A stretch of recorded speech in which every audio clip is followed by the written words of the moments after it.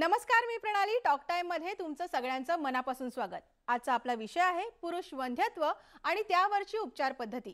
या विषयावर आपल्या सोबत चर्चा करण्यासाठी आपल्या स्टुडिओ मध्ये आलेले आहेत डॉक्टर राजलक्ष्मी वालावलकर, ज्या IVF कन्सल्टंट आणि एंडोस्कोपिस्ट आहेत। डॉक्टर राजलक्ष्मी वालावलकर यांनी भारत आणि UK मध्ये प्रशिक्षण घेतलेलं आहे।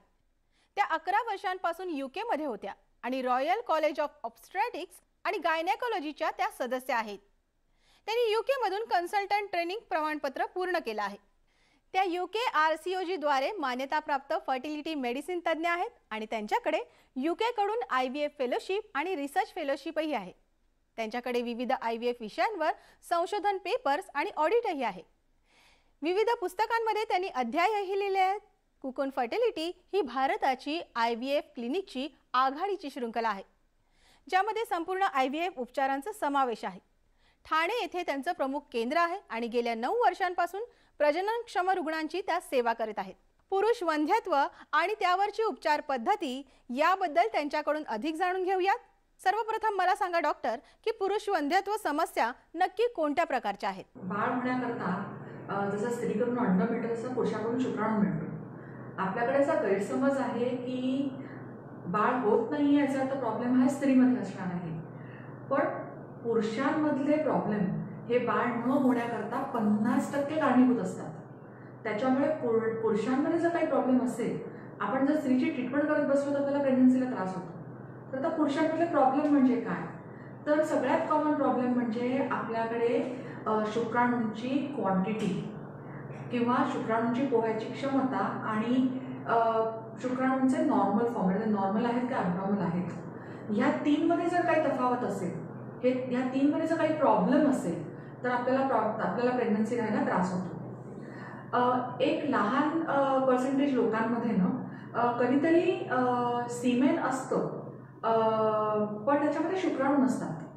कारण शुक्राणू जे बनतात ते आपल्याला टेस्टिसमधून बनतात आणि उरलेल्या सीमेनचा पार्ट जो असतो तो प्रॉस्टेटसारख्या ज्या इतर ग्रंथी असतात तिथून आपल्याला उरलेल्या सीमेनचा पार्ट मिळतो। तर कधीतरी वीर्य असतं पण त्याच्यामध्ये शुक्राणू नसतात, हा एक प्रॉब्लेम असू शकतो। कधीतरी जेव्हा पुरुष जास्त स्मोकिंग करतात किंवा अल्कोहोल असतो किंवा काही इतर फॅक्टर्स असतात, काही इतर आजार असतात, त्याची ट्रीटमेंट चाललेली असते, तर अशा वेळेला संबंध ठेवायला त्रास होतो कारण त्यांना इरेक्शन हा प्रकार होत नाही। त्याच्यामुळे संबंध नीट होत नसल्यामुळे त्यांना इन्फर्टिलिटी किंवा बाळ राहण्यासाठी त्रास हा राहू शकतो।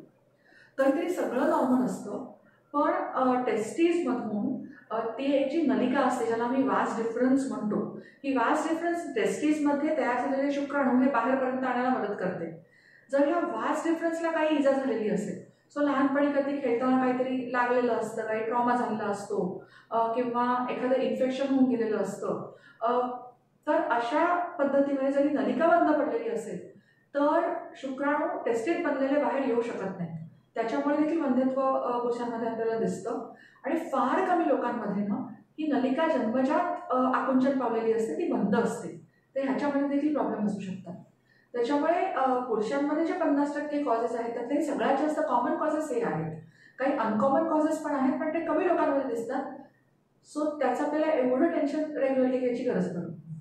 नक्कीच डॉक्टर, पुरुषांमधील वंध्यत्व ओळखण्यासाठी काही चिन्ह आहेत का? बघायला जसं गेलं ना तर ज्या पुरुषांमध्ये वंध्यत्व असतं ना त्यांच्यापैकी ऑलमोस्ट 90% पुरुषांमध्ये तसं आपल्याला काही चिन्ह मिळत नाही। आता जर आपण स्त्रियांमध्ये बघायला गेलो तर पॉलिसिस्टिक ओव्हरी, एंडोमेट्रिओसिस, लवकर येणारा मेनोपॉज, या सगळ्या गोष्टींचे काही ना काहीतरी साईन सिम्पटम्स असतात। तसं पुरुषांमध्ये इझिली आढळून येत नाही। पुरुषांमध्ये वंध्यत्वाची काही अशी रेअर कारणं आहेत ज्याच्यामध्ये आपल्याला साईन्स अँड सिम्पटम्स मिळतात। सो फॉर एक्झाम्पल, कधीतरी जर म्हणजे टेस्टिस जे असतात, म्हणजे टेस्टिस जर फेल व्हायला लागलेले असतील किंवा जन्मापासून जर टेस्टिसमध्ये शुक्राणू बनवायची क्षमता नसेल, ज्याला आपण टेस्टिक्युलर फेल्युअर म्हणतो प्रीमॅच्युअर किंवा औषधांमुळे झालेलं, तर ह्याच्यामध्ये टेस्टिसची साईन आकुंचन पावते। सो तर टेस्टिस आपल्याला लहान साईजच्या मिळू शकतात। बाळ जेव्हा जन्माला येतं तेव्हा टेस्टिस या पोटामध्ये असतात आणि नंतर त्या खालती उतरतात जसं तो मुलगा वाढायला लागतो। तर कधीतरी ह्या टेस्टिस बाहेर येत नाहीत, स्क्रोटमपर्यंत पोहोचत नाहीत, त्या आतमध्येच राहतात। आदर पोटात राहतात किंवा ज्याला आपण ग्रॉईनचा ज्याला आपण पार्ट म्हणतो, म्हणजे पाय आणि पोटामधली जी जागा असते तिथे ते अडकून राहतात. त्याच्यामुळे आपल्याला टेस्टीज बाहेर तशा तपासायला आपल्याला मिळत नाही. त्याला आपण अनडिसेंडेड टेस्टीज म्हणतो. तर ही 2 कारणं आपल्याला म्हणजे ह्या 2 साईन्स आपल्याला आढळून मिळू शकतात.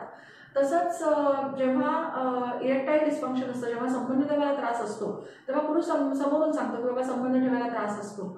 फार कमी लोकांमध्ये, एस्पेशली जर डायबेटीस असेल किंवा जर काही नर्व्हचा प्रॉब्लेम असेल, तर संबंध पुरुष ते ठेवू शकतात, पण वीर्य जे असतं ते बाहेर पडत नाही, ज्याला आपण इजॅक्युलेशन फेल्युअर म्हणतो. तर हे पण फार कमी लोकांमध्ये आपल्याला आढळून येऊ शकतं.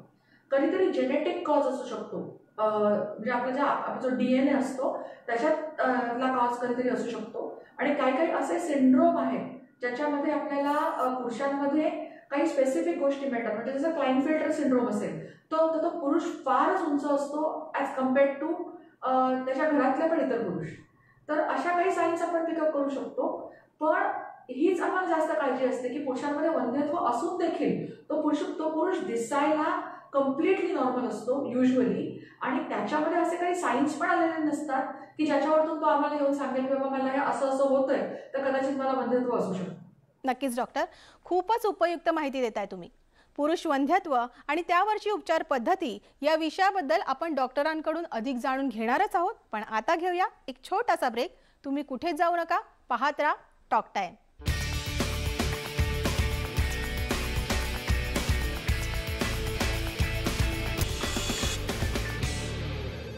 ब्रेक नंतर तुमचं सगळ्यांचं मनापासून स्वागत. आपण चर्चा करतोय पुरुष वंध्यत्व आणि त्यावरची उपचार पद्धती.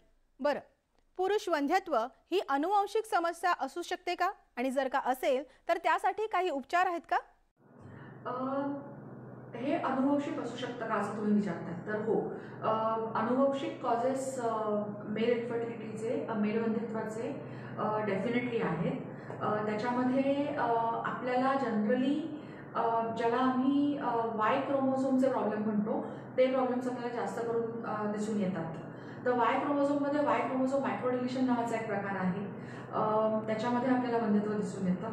मी आत्ता मागच्या प्रश्नात उत्तर दिलं तसं आपल्याला क्लाइनफिल्टर सिंड्रोम आहे, त्याच्यात आपल्याला दिसून येऊ शकतं.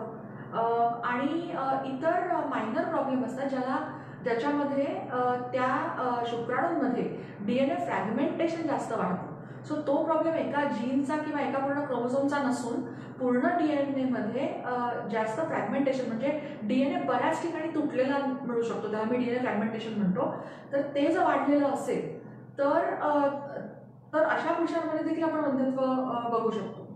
तर जनरली काय होतं की जर DNA फ्रॅगमेंटेशनमुळे जर हे होत असेल, तर असे काही उपचार आहेत की जिकडून आपण स्पर्मची क्वालिटी आपण इम्प्रूव्ह करू शकतो. DNA फ्रॅगमेंटेशन चे झालेले स्पर्म अवॉइड करून त्यातल्या त्यात नॉर्मल स्पर्म सिलेक्ट करायच्या मेथड्स, म्हणजे जसं क्वालिस किंवा पिक्सी आहे, तर अशा मेथड्स आपण वापरून लॅबमध्ये आपण चांगला शुक्राणू बनवून त्यांनी आपण IVF करून बाळ आपण बनवू शकतो. जिकडे क्लाइनफेल्टर सिंड्रोम सारखे डिसीजेस आहेत, जिकडे पूर्णच्या पूर्ण क्रोमोसोम अफेक्ट होतो, तिकडे PGD, PGS किंवा PGT त्याला आता सध्या म्हणतात, अशी ट्रीटमेंट अवेलेबल आहे. तर तिकडे आपण काय करतो की बाळं बनवण्यात येतात आणि म्हणजे गर्भ बनलेले आहेत, जे एम्ब्रिओज बनलेले आहेत, त्या एम्ब्रिओमध्ये आपण टेस्टिंग करू शकतो आणि त्यातला जो नॉर्मल एम्ब्रिओ आहे तो एम्ब्रिओ आपण ट्रान्सफर करू शकतो. आणि असं केल्याने वडिलांमध्ये जो जेनेटिक आजार आहे तो आपण पुढच्या जनरेशनमध्ये, पुढच्या पिढीमध्ये जाण्यापासून आपण रोखू शकतो. तर अशा ट्रीटमेंट्स अवेलेबल आहेत. खरं जेनेटिक ट्रीटमेंट आपल्याला काय जेनेटिक प्रॉब्लेम मिळाला ह्याच्यावरती अवलंबून असते. सो मी तुम्हाला आता फक्त एक झलक दिली की जेनेटिक्स ह्याची, पण पूर्ण स्टडी केल्याशिवाय आपण तसं पूर्ण जेनेटिक्स म्हणजे सांगणं थोडं डिफिकल्ट जातं. बरोबर डॉक्टर, आपल्याला एक फोन येतोय, जाणून घेऊयात काय म्हणतायत. नमस्कार मॅडम, माझं वय 34 आहे. माझ्या लग्नाला 4 वर्ष झालेली आहेत. मी बाळासाठी खूप प्रयत्न केला पण काही शक्य होत नाही आहे. मध्ये मी डॉक्टरांना भेटल्यानंतर त्यांनी माझ्या धातूची टेस्ट करायला सांगितली.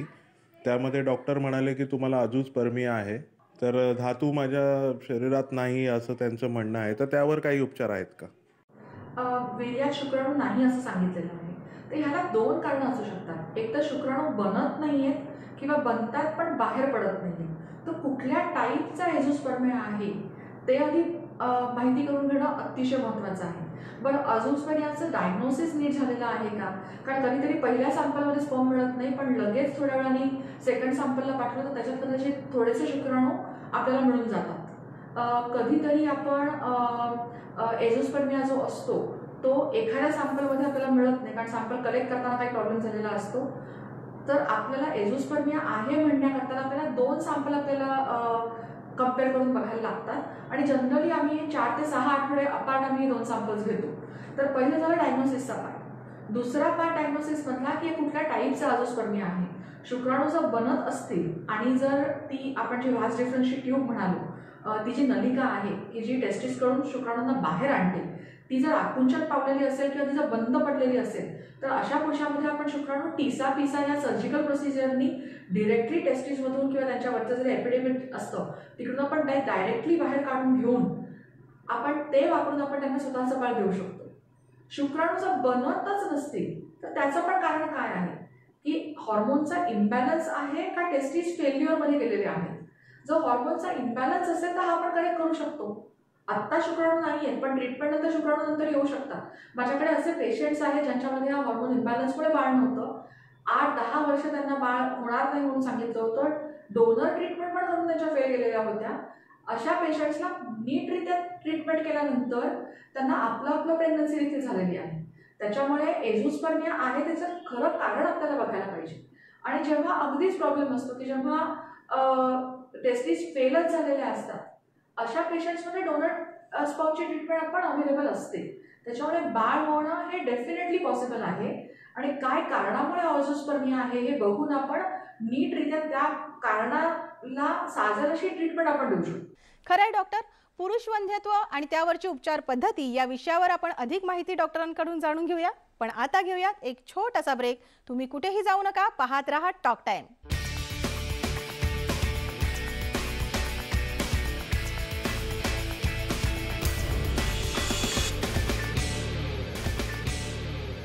ब्रेक नंतर तुमचं सगळ्यांचं मनापासून स्वागत. आपण चर्चा करतोय पुरुष वंध्यत्व आणि त्यावरची उपचार पद्धती आणि या विषयाची माहिती देण्यासाठी आपल्या स्टुडिओमध्ये आलेले आहेत डॉक्टर राजलक्ष्मी वालावलकर, ज्या IVF कन्सल्टंट आणि एंडोस्कोपिस्ट आहेत. वळूयात पुन्हा विषयाकडे. डॉक्टर, काही पुरुषांमध्ये वंध्यत्व नसते तर अशी एक सामान्य समज आहे की आयुष्यभर अशा पुरुषांमध्ये वंध्यत्वाची समस्या येतच नाही, तर ते खरं आहे का? आता बायकांमध्ये आम्ही कसं सांगतो ना की बाबा बाळ करायला जर वेळ लागणार असेल किंवा फॅमिलीमध्ये जर काही इतर प्रॉब्लेम्स असतील, फायनान्शियल इश्यूज असतील, काहीही असेल तर आम्ही स्त्रियांना कसं सांगतो की बाबा तुम्ही येऊन अंडी फ्रीज करा. तसंच ऑप्शन आपण पुरुषांमध्ये देऊ शकतो. पुरुषांमध्ये सोशल फ्रीजिंग एवढं फ्रिक्वेंटली होत नाहीये, पण तुमच्या बायकोला जर बाळ होण्याकरता थोडासा वेळ म्हणजे तिला जर थोडासा वेळ हवा असेल तर तिची अंडी जर आपण फ्रीज करणार असू तर त्याच्याऐवजी जर तुमच्या शुक्राणूंवर आपण बाळं करून फ्रीज केली तर आपल्याला आउटकम बेटर होतो. तुम्हाला आत्ता हवी तशी लाईफ पार्टनर मिळालेली नसेल आणि तुम्हाला जर वाटतंय की तुमचं लग्न प्रॉब्लेमली 40शीत होणार आहे किंवा नंतर होणार आहे तर अशा वेळेला लवकर शुक्राणू जर आपण फ्रीज केले तर आपल्याला स्लाइटली बेटर क्वालिटी शुक्राणू हाती असू शकतात. आपण we can provide for treatment with that. तसंच जर एखाद्या पुरुषाच्या फॅमिलीमध्ये जर कॅन्सरची हिस्ट्री असेल तरी देखील ह्या पुरुषांनी ॲक्च्युली जितक्या लवकर येऊन ते शुक्राणू फ्रीज करतील तेवढं बेटर असतं. कारण काही कॅन्सर असे असतात जे अनुवंशिक असतात. मग अशा वेळेला देव न करो त्याची रिस्क जरी कमी असली तरी आपल्यामध्ये जर तसं काही उतरलं आणि आपण जर ऑलरेडी स्पर्म फ्रीज करून ठेवलेले असतील तर आपल्याला स्वतःचं बाळ व्हायचे चान्सेस राहतात. या प्रश्नाचं उत्तर न सरळ एक वाक्य उत्तर नाही. बायकांमध्ये कसं होतं की मेनोपॉज येतो म्हणजे अंडी ऑलरेडी संपलेली आहेत आणि पाळी पण संपून गेलेली आहे. हा मेनोपॉज बायकांमध्ये आपण सांगू शकतो की बाबा 30च्या नंतर तिच्या अंडाशयाची हालचाल ही मेनोपॉजच्या दिशेने सुरू झाली. पुरुषांमध्ये देखील असंच होतं.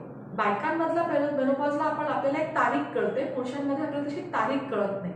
बायकांमध्ये जसं 30मध्ये अंडी कमी व्हायला लागतात, पुरुषांमध्ये शुक्राणूची क्षमता बाळ बनवायची, शुक्राणूंची क्वालिटी आणि शुक्राणूंचा नंबर या तिन्ही गोष्टी या 40 नंतर हळूहळू कमी व्हायला लागतात. जसं आपल्याला मी क्वालिटीचं म्हणाले आणि क्वालिटी जास्त महत्त्वाची आहे कारण 40 नंतर पुरुषाचं वय जेवढं वाढत जातं तेवढं शुक्राणूंमध्ये DNA फ्रॅगमेंटेशन किंवा ॲबनॉर्मल क्रोमोझोम कंटेंट असायची शक्यता वाढत जाते. सो जेव्हा बाळं जास्त वय असलेल्या वडिलांना होतात तेव्हा त्या बाळांमध्ये जेनेटिक प्रॉब्लेम किंवा त्या प्रेग्नन्सीमध्ये मिसकॅरेजची रिस्क किंवा त्या आईला प्री एक्लम्सी आणि त्याच्यामुळे बाळाला वाढीत त्रास असे बऱ्याच गोष्टी आपल्याला बघण्यात येतात. म्हणूनच आपली जी Indian Council of Medical Research आहे त्यांच्या गाईडलाईन्स मेडिकल ट्रीटमेंटसाठी अशा आहेत की जर वडिलांचं वय 55च्या वरती गेलेलं असेल तर शक्यतो ट्रीटमेंट आपण करू नये. पण तसं बघायला गेलं तर 80 वर्षाच्या पुरुषांमध्ये देखील आपल्याला शुक्राणू मिळतात आणि तितक्या वयाला देखील जेव्हा त्यांची बायको किंवा त्यांची स्त्री पार्टनर लहान वयाची असते नॉर्मली प्रेग्नन्सी राहिलेल्या पण आपण बघितल्या गेलेल्या आहेत. त्याच्यामुळे शुक्राणू फर्टिलिटी आयुष्यभर राहते का तर शुक्राणू असेल तर फर्टिलिटी आहे. कारण एक शुक्राणू जरी मिळाला तरी आपण टेस्ट ट्यूब बेबी करून त्याचं बाळ बनवू शकतो. पण क्वालिटी त्या शुक्राणूची काय आहे आणि त्या फर्टिलिटी नंतर त्या बाळांना काही नंतर त्रास होणार आहे का ह्याच्यावर जास्त संशोधन आता करायची वेळ आहे. कारण पूर्वीच्या काळी पुरुष देखील त्यांची फॅमिली लवकर संपत होते पण हल्ली पुरुष देखील त्यांची फॅमिली पुढे पोस्टपोन करतायत कारण करिअर्स आहेत, फायनान्शियल स्ट्रेसेस आहेत, बायकोचं करिअर असतं इत्यादी. बरोबर डॉक्टर. IVF सल्लागार म्हणून 24 वर्षांच्या अनुभवात सर्वात कठीण अशी कोणती केस आपण हाताळली आणि त्या रुग्णाला बरं केलं? आपण तो अनुभव आमच्याशी शेअर कराल का? प्रत्येक केस वेगळी असते आणि प्रत्येक केसचे चॅलेंजेस वेगळे असतात आणि जशी केस आम्ही बघत जातो तशी ती उलगडत जाते आणि तशा ट्रीटमेंट मॉडिफाय करायला लागतात. त्याच्यामुळे प्रत्येक केस ही चॅलेंज म्हणूनच घेतो आम्ही. तुम्ही मला सगळ्यात डिफिकल्ट केस विचारलीत तर एक प्रॉब्लेम असेल ना तो सोडवणं इझी जातं.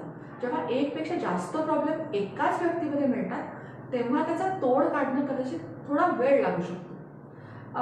काही वर्षापूर्वी माझ्याकडे कपल आलं, बऱ्याच ठिकाणी फिरून आले होते, एझोस्पर्मिया म्हणजे शुक्राणू नाही म्हणून त्यांना सांगितलेलं होतं आणि ह्या कपलकडे कदाचित ते वास डिफरन्स ब्लॉक्ड आहे म्हणून एझोस्पर्मिया आहे असा रिपोर्टही होता. मी सवयीप्रमाणे सगळे जुने पेपर मागितले आणि फार जुन्या पेपर्समध्ये 1-2 रिपोर्ट असे मिळाले की त्याच्यात शुक्राणू होते सॅम्पलमध्ये. आता मला प्रश्न पडला की अरे हा खरंच ब्लॉक ट्यूबमुळे आहे का इकडे दुसरं काही चाललंय. त्याच्यामुळे गाडी परत पहिल्या स्क्वेअरला आली आणि इन्व्हेस्टिगेशन सुरू केले. इन्व्हेस्टिगेशन सुरू केल्यानंतर असं कळलं की हो ट्यूबचा ब्लॉक हा वेगळा प्रकार झाला कारण मध्ये एकदा इन्फेक्शन होऊन गेलेलं होतं. पण हे जे ग्रहस्थ होते त्यांच्यामध्ये हॉर्मोनचा इम्बॅलन्सही होता. आता मध्ये जेव्हा ते बऱ्याच ठिकाणी ट्रीटमेंट करून आलेले होते एका ठिकाणी त्यांची टीसापीसाही ट्राय केली होती पण त्यावेळेला हॉर्मोनच्या टेस्ट केलेल्या नव्हत्या. सो आता आमच्याकडे मग आम्ही जेव्हा त्यांच्याशी डिस्कस केलं तेव्हा फायनल प्लॅन असा झाला की आपण हॉर्मोनची ट्रीटमेंट करून बघू आणि त्याच्यानंतर आपण टीसापीसा अटेम्प्ट करू. सो ठरल्याप्रमाणे आम्ही त्यांना हॉर्मोन इम्बॅलन्सची ट्रीटमेंट आम्ही सुरू केली. ह्या ट्रीटमेंटला ना कधीतरी 4 महिन्यापासून 8 महिन्यापर्यंत लागू शकतात आणि हे कपल खूप शांतपणे जेवढा वेळ लागला तेवढा वेळ थांबलं आणि आम्ही ट्रीटमेंट पूर्ण करू शकलो. ज्या दिवशी आम्ही टीसापीसा केली त्याच दिवशी बायकोची अंडी काढायचाही प्लॅन होता कारण दोन्ही एका वेळेला व्हावं आणि बॅकअपला मात्र आम्ही डोनर स्पर्मची देखील तयारी ठेवली होती कारण इतक्या वर्ष फिरल्यानंतर कपलला बाळ हे हवंच होतं आणि प्रॅक्टिकली जे बेस्ट करायचं असा हा प्लॅन बनला गेला. त्यांची हॉर्मोन ट्रीटमेंट नीट केली गेल्यामुळे आम्ही ह्या वेळेला जेव्हा टीसापीसा केलो तेव्हा आम्हाला इनफ शुक्राणू मिळाले आणि हे डायरेक्ट फ्रेश टीसाचे मिळालेले शुक्राणू वापरून त्यांच्या बायकोची अंडी त्याच दिवशी कलेक्ट केली गेली होती. आम्ही बाळं बनवून ठेवू शकलो. त्यांची जेव्हा मी फर्स्ट टाइम ट्रान्सफर केली तेव्हा लकीली त्यांना फर्स्ट टाइमच प्रेग्नन्सी राहून गेली आणि त्यांना एक बाळ त्यावेळेला झालं. त्यांचे एम्ब्रियोज आता आमच्याकडे फ्रोझन आहेत. इनफॅक्ट मला हे पेशंट का आठवले तेही सांगते. त्यांचा रिसेंटली आता फोन येऊन गेला, बाळ आता 3.5 वर्षाचं झालंय, त्यांना आता सेकंड बेबीसाठी ट्राय करायचं आहे आणि ते करायचं त्यांच्या फ्रोझन एम्ब्रियोजमधून बाळासाठी येतील म्हणून मला ही केस आता वरचेवर मला आठवून गेली. डॉक्टर टॉक टाइम मध्ये तुम्ही आलात आणि पुरुष वंध्यत्व आणि त्यावरची उपचार पद्धती याबद्दल आम्हाला मार्गदर्शन केलात त्यासाठी तुमचे खूप खूप आभार. आता वेळ झाली इथेच थांबण्याची. पुन्हा भेटूया नवीन विषयासह टॉक टाइम मध्ये. धन्यवाद.